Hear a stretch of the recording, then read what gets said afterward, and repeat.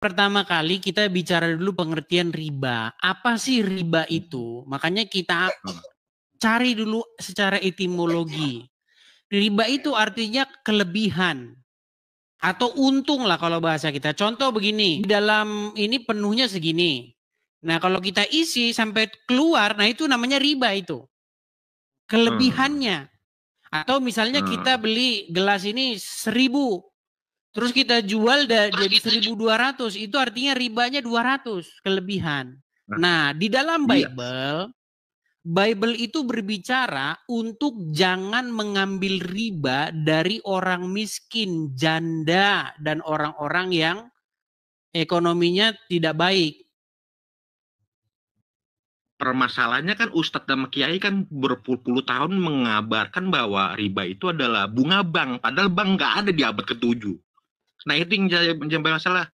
Kita kan yang kerja di leasing di bank kan jadi merasa terhina gitu. Ya, ini masalah riba, ini masalah sesuatu yang sampai sekarang itu nggak pernah ada jawabannya dalam agama Islam.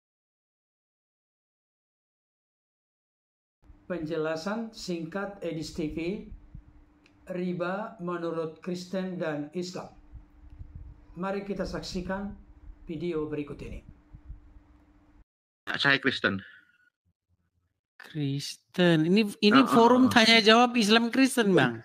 Bulan kemarin kan Bang Edis pernah bahas tentang riba. Oh ya? Nah, ini saya pengen banget, kan kita kan pernah kerja di leasing, perbankan, kita kan ngerasa pengertian riba kok jadi salah gitu. Bener kata Bang Edis, ternyata saya pas baca-baca di keluaran sama Imamat, riba itu memang sebenarnya keuntungan, bukan bunga bank. Gitu. Ya, jadi pertama kali kita bicara dulu pengertian riba. Apa sih riba itu? Makanya kita cari dulu secara etimologi. Riba itu artinya kelebihan atau untung lah kalau bahasa kita. Contoh begini, di dalam ini penuhnya segini. Nah kalau kita isi sampai keluar, nah itu namanya riba itu. Kelebihannya. Atau misalnya kita beli gelas ini 1.000. Terus kita jual jadi 1.200, itu artinya ribanya 200 kelebihan. Nah, di dalam Bible itu berbicara untuk jangan mengambil riba dari orang miskin, janda, dan orang-orang yang ekonominya tidak baik. Permasalahannya kan Ustadz dan Kiai kan berpuluh-puluh tahun mengabarkan bahwa riba itu adalah bunga bank, padahal bank nggak ada di abad ke-7. Nah itu yang jadi masalah. Kita kan yang kerja di leasing di bank kan jadi merasa terhina gitu. Ya, ini masalah riba, ini masalah sesuatu yang sampai sekarang itu nggak pernah ada jawabannya dalam agama Islam.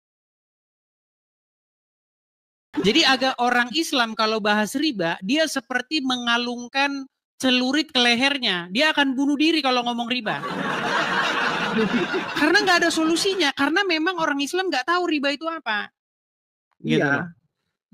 Nah, jadi maksudnya begini. Sebenarnya segala bentuk usaha itu harus ada namanya kelebihan. Karena tanpa kelebihan itu usaha pasti bubar. Iya. Begitu. Mau itu apapun. Bagaimana bank nggak ada bunganya? Bubar banknya, selesai. Jadi maksudnya begini. Bible berbicara mengenai riba. Tetapi yang dimaksud oleh Bible itu untuk jangan mengambil riba dari orang-orang miskin. Contoh nih. Kita punya tetangga. Oke. Tetangga kita ini nggak punya apa-apa dia. Dia susah, hidup susah, miskin. Terus dia minjam uang sama kita. Oke. Nah, dia misalnya taruhlah minjamnya 1.000 begitu. Nah, kita bungain jadi misalnya 1.100. Nah, itu kita disebut dengan mengambil riba dari orang miskin. Itu yang nggak boleh dari dalam Bible. Tapi kalau yang minjem kita ini pebisnis, dia pinjam sama kita 1.000. Sama dia diputar jadi 2.000. Kita minta 1.000, minta 100 ya boleh. Kenapa nggak boleh? Dia untung 900, kita untung 100, boleh. Karena sama dia diputar, dibisnisin sama dia seperti itu. Dan segala usaha itu memang seperti itu. Nggak ada usaha yang nggak ngambil untung. Begitu. Nah, itu dia tuh Bang. Yang masalahnya kan selama ini kan kita kan didoktrin sama orang Islam ini bahkan seakan-akan ini bunga bank. Sementara bank aja nggak ada di abad ke-7 itu loh. Saya maksudnya kalau bisa Sebenarnya ada dibahas. Bang, cuman tidak Nah, Bang seperti yang sekarang ini sudah terorganisir. Ini kita berbicara mengenai asal usul uang ya, nanti panjang lebar lagi nih pembahasan kita. Jadi sebenarnya kalau kita membahas di dalam orang-orang Islam itu katanya jangan mengambil riba nanti begini. Tapi dibolak-balik pun kan ada sekarang bank-bank syariah tuh. iya. Ya kan? Bank syariah, Anda ambil rumah, nggak ada bunganya nih. Tapi dihitung-hitung ya sama juga. Ya kalau nggak ngambil bunga terus banknya bisa hidup dari mana? Bisa gaji karyawan dari mana dia? Gimana? Makanya begini, kadang-kadang orang Islam itu sering mengambil sebuah terminologi, mengambil kosakata dari Bible, tapi dia nggak belajar asal usulnya dari dalam Bible. Itu nggak terjadi hanya dalam satu case saja. Contoh misalnya sunat, perkara sunat, gitu. Orang Islam tuh sunat dia, tapi dia nggak tahu sunatnya itu ngapain gitu, nggak tahu. Gitu. Atau dia nggak makan babi, tapi dia nggak tahu kenapa begitu gitu. Karena di dalam pengkajian saya, dalam penelitian saya, orang Islam ini melihat orang-orang Yahudi, kemudian menirunya tanpa dia tahu kenapa begitu, gitu. Itu yang terjadi di dalam sejarah orang Islam, seperti itu. Iya. Tadi masalah riba ya. Saya Islam juga dikit-dikit tahu lah. Oke. Kalau riba itu keuntungan, tapi yang berlebih gitu. Keuntungan. Dalam Islam boleh riba itu haram nggak? Tapi yang berlebih ya, nggak boleh. Nah Berarti itu yang namanya untung. menghalalkan. Ya udah kalau gitu tidur aja Bang di rumah. Tunggu dulu bentar saya jelasin nih. Islam itu menghalalkan untung dan mengharamkan riba. Nah, harus bisa bedain itu antara. Enggak, pengertian riba dulu. Apa riba itu? Riba itu kelebihan. Kita bicara dulu mengenai definisi atau pengertian riba secara etimologi. Coba apa riba itu? Riba ya garis besarnya itu kelebihan. Kelebihan, oke. Berarti kalau saya beli HP, oke. Berarti kalau saya belanja HP harga 1 juta, saya jual 1.100.000, berarti saya berbuat riba nggak? Tadi saya mau jelasin antara riba sama keuntungan itu beda. Macet lagi ini, macet. Kalau nih, bukan, Anda tadi sudah menjelaskan kepada saya. Tenang dulu, tenang. Anda tadi sudah menjelaskan kepada saya bahwa riba itu artinya kelebihan atau untung. Berarti kalau saya beli HP 1 juta, saya jual 1.100. Keuntungan yang berlebih gitu loh. Jadi harusnya kalau kayak normalnya kalau keuntungan, sebentar. Riba itu bahasa apa? Bahasa Arab. Coba akar katanya apa? Coba cek etimologinya. Akar itu nggak penting ya. Yang penting itu nggak penting, ngapain diskusi sama anak SD kalau kayak gitu. Ngapain diskusi sama saya? Ya intinya garis besarnya kan dapat ini. Kalau masalah akar bahasa bisa nanti dipelajari lagi. Tapi yang namanya riba itu sebenarnya keuntungan yang berlebih. Nih, keuntungan yang berlebih. Kalau untung itu yang normal lah. Kalau semuanya kita beli HP contoh 1 juta, terus kita jual 1.050.000, masih wajar lah. Saya kutip satu ayat ya. Ini ada di dalam Keimamat 25 ayat yang ke-37. Janganlah engkau memberi uangmu kepadanya dengan meminta bunga. Juga makananmu janganlah kau berikan dengan meminta riba. Ada kata riba di sini ya Bang ya? Iya ada. Nah, kata riba ini kalau kita cek bahasa aslinya Bang, lihat nih ya. Di dalam terjemahannya di sini ya. Kata riba ini bahasa Inggrisnya itu profit. Nih. Itu nomornya Ya, 0404768 nih. Kalau kita klik akar katanya ya. Nah, marbit. Apa artinya marbit itu? Nih. Profit, kelebihan, untung, lahir. Jadi sesuatu yang bertambah gitu loh maksudnya. Born, Iya. majority. Nih, artinya itu. Jadi boleh ngambil riba itu sebenarnya boleh dalam hukum Taurat, cuman jangan diambil dari orang susah. Udah orang susah Anda bikin riba, itu yang nggak boleh. Seperti itu yang dimaksud dalam Bible. Nah, cuman agama Islam datang di abad ke-7. Ngelihat, kayaknya keren ini agama ini. Ikut-ikut, jangan mengambil riba, tapi kecelakaan kalian bingung sendiri. Tiap hari kalian bilang, kami melepaskan diri dari riba, tidak boleh mengutang riba. Terus mau gimana? Ini kasus kejadian, pernah ya. Jadi ada seorang ojol. Jadi dia bilang begini, saya ini bingung Pak Ustadz. Saya kalau misalnya beli motor cash, saya nggak punya uang. Tapi kalau saya kredit dari leasing, saya riba, saya berdosa. Tapi kalau saya hitung, itu lebih untung jalan gitu loh. Akhirnya dia bingung sendiri, si ustadznya juga nggak ngasih solusi. Bingung. Makanya saya bilang Bang, Islam ini bikin bingung. Ya kalau yang nggak tahu pasti bingung. Tapi ya kalau sudah, yang sekarang saya tanya. Tahu gitu pasti. Boleh nggak ngutang bank? Ngutang bank sebenarnya nggak boleh.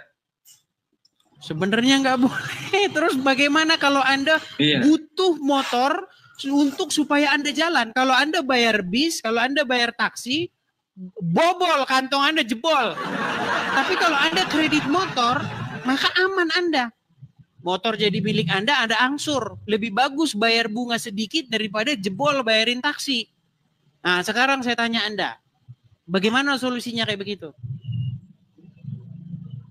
Solusinya itu dulu pernah ya, guru saya itu pernah nerangin tapi saya lupa.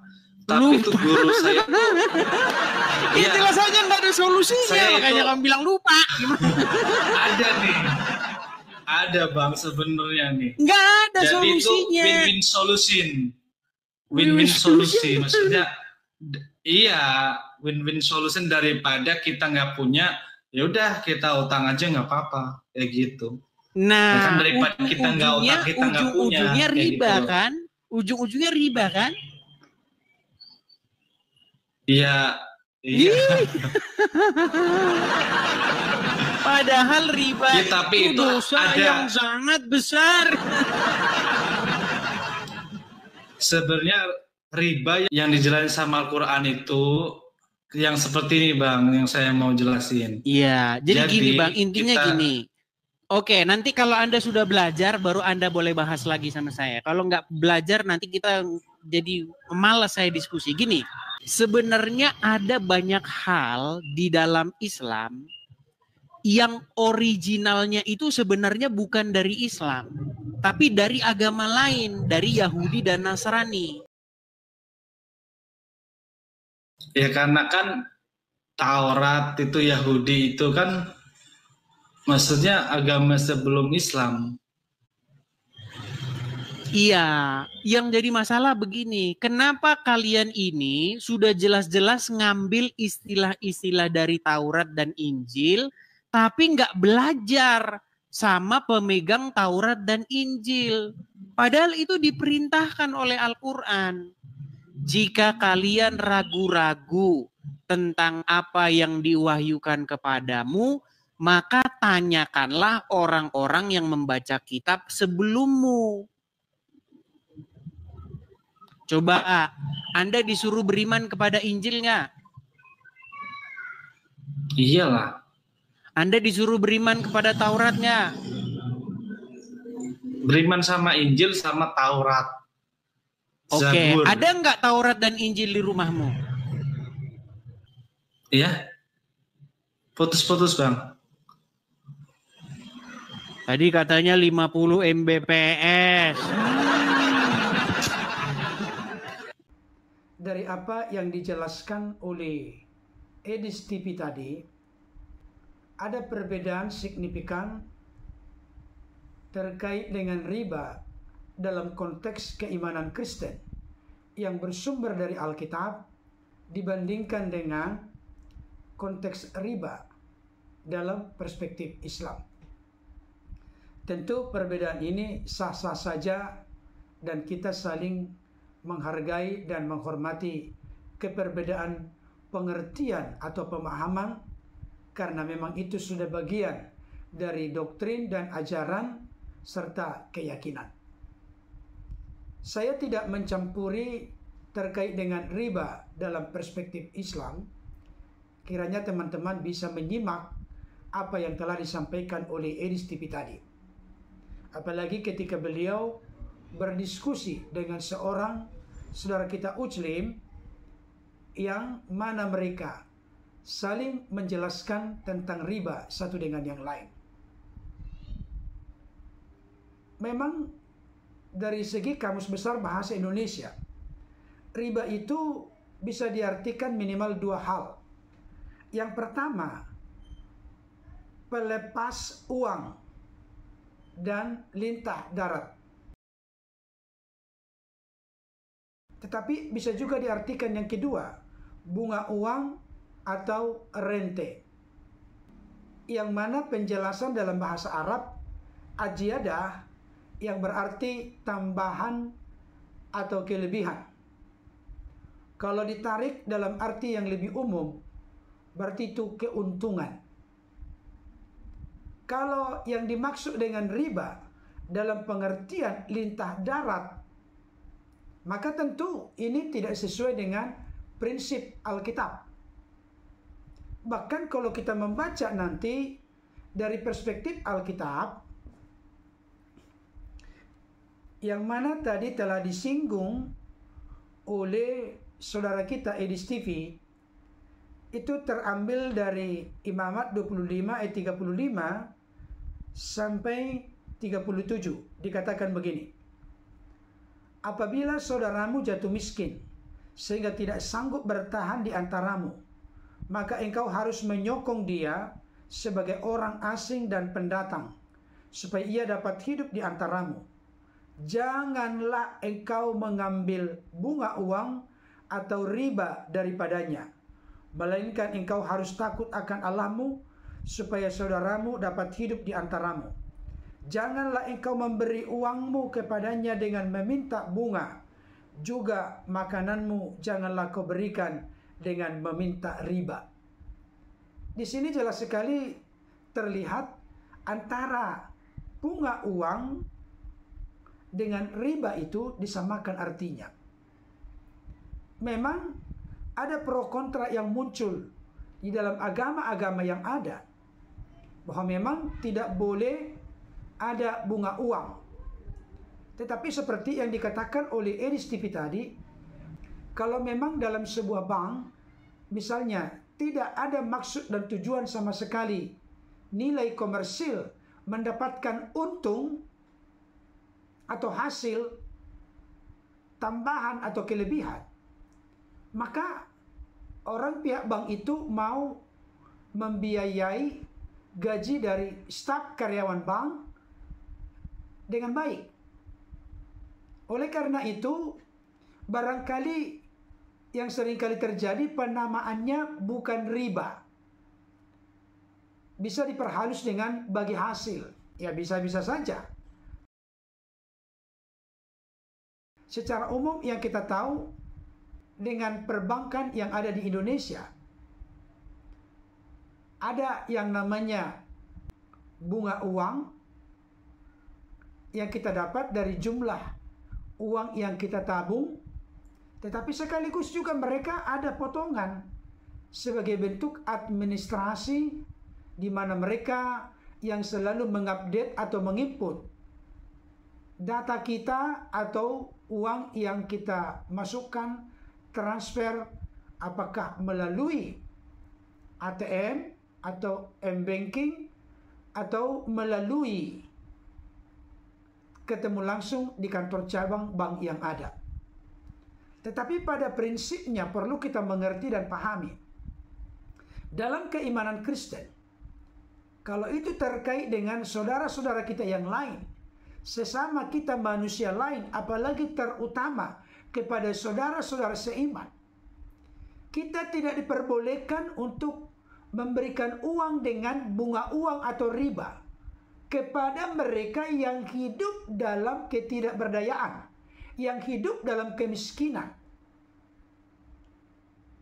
Hal itu diingatkan oleh Tuhan kepada bangsa Israel. Engkau juga sebelumnya sebagai budak yang diperhamba di Mesir.